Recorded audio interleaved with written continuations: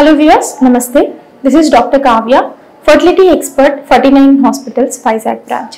ఈ వీడియోలో మనం IVF ప్రొసీజర్ అనేది ఎలా చేసుకుందాము, ఎలాంటి టెక్నిక్స్ యూస్ చేస్తాము దాని గురించి వివరించుకుందాం.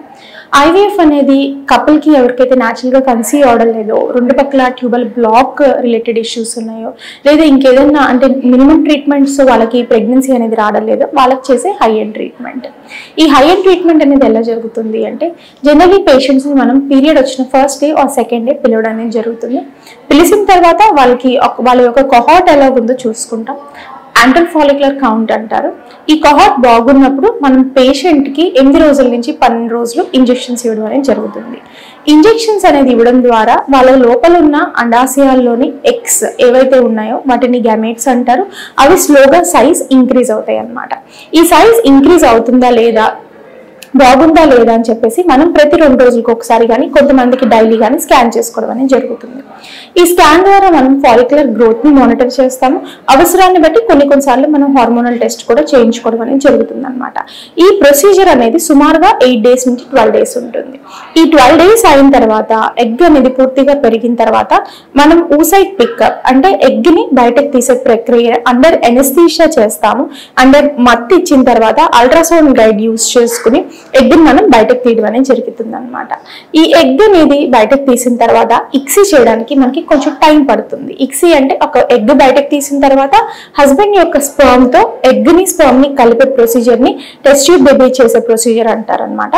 ఈ ప్రొసీజర్ మనం 2 రకాల ప్రక్రియలో చేయొచ్చు. వన్ వచ్చేసి ఇక్సీ పద్ధతి. ఇక్సీలో మనం ఏం చేస్తామంటే ఎగ్ కి స్పర్మ్ ని జత చేసే ప్రొసీజర్ ని ఇక్సీ అంటారు.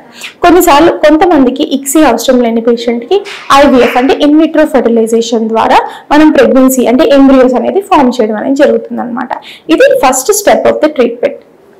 అంటే దీని తర్వాత ఏం చేస్తారు, జనరలీ ఎంబ్రియోస్ అనేవి ఫార్మ్ అవడానికి పేషెంట్ ని బట్టి సుమారుగా 3 డేస్, కొంతమందికి ఏంటంటే 5 డేస్ పడుతుంది అనమాట. అంటే అందరికీ బ్లాస్టోసిస్ట్ కొన్నిసార్లు ఫార్మ్ అవ్వవు కాబట్టి పేషెంట్ టైలెడ్ ప్రోటోకాల్ ని మనం పేషెంట్ కి ప్రొవైడ్ చేయడం అనేది జరుగుతుంది.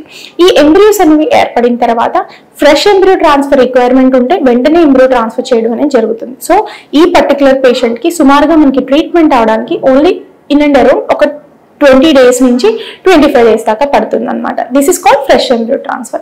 చాలా వరకు ఏంటంటే నవ్ డేస్ మనం ఫ్రెష్ ఎంబ్రియో ట్రాన్స్ఫర్ అనేది చేయటం లేదు, not required. Okay, so next step of the treatment ఏంటంటే ఎంబ్రియోస్ ఏవైతే ఫార్మ్ అయ్యో వాటిని మనం లోపల జాగ్రత్త చేస్తాం, దాన్ని ఫ్రీజింగ్ అంటారు.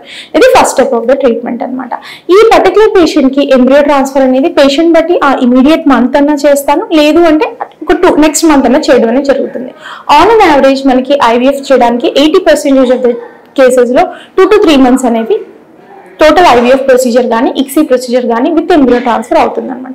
కొంతమంది పేషెంట్ కి ఏదైనా రీజన్ కానివ్వండి, వాళ్ళ గర్భసంచి పొర ప్రాబ్లం ఉండొచ్చు, లేదంటే ఇంకేదైనా ప్రాబ్లం ఉండొచ్చు, పేషెంట్ రాలేకపోవడం ప్రాబ్లం ఉండొచ్చు.